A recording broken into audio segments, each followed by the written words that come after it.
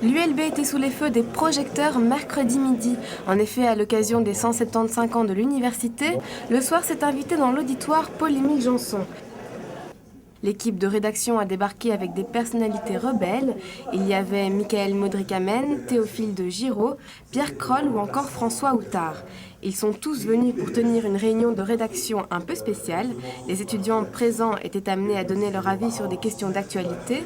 Chacun avait donc en main un carton rouge et un carton vert pour montrer s'ils étaient pour ou contre. Parmi les idées débattues, la nomination d'Herman Van Rompuy à la présidence du Conseil de l'Europe, l'altermondialisme ou encore les caricatures. Donc moi j'ai répondu vert parce que je pense que ça fait partie de la liberté d'expression et que chacun a le droit de penser ce qu'il veut et de caricaturer ce qu'il veut du coup.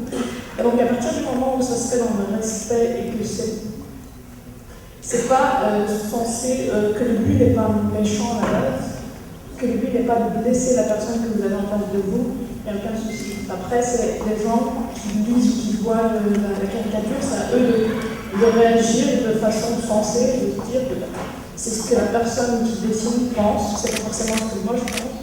Il s'agit juste d'éclaircir les points. Je pense que c'est juste dans la façon de réagir, dans la façon de comprendre le dessin qui est important. Voilà. Alors Pierre, est-ce que tu penses qu'on peut caricaturer Dieu de tous les dieux? Je demande comment je vais pouvoir structurer une réponse un peu intelligente à une question finalement assez mal posée, tu m'expliqueras. Parce que si j'étais musulman, je me demandais déjà, je ne peux pas le dessiner, je dois encore moins m'en moquer de mon Dieu, de ce qui serait mon Dieu, donc c'est une question qui renvoie un peu à chacun. Là, je crois que cette question-là, chacun fait un peu comme il veut. Donc je pense qu'il est impossible de respecter scrupuleusement les opinions de chacun.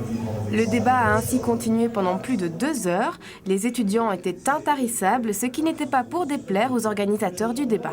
Oui, j'étais très contente parce que c'est un bon moment pour nous de confrontation avec une opinion jeune, de sentir un peu ce qu'ils vivent.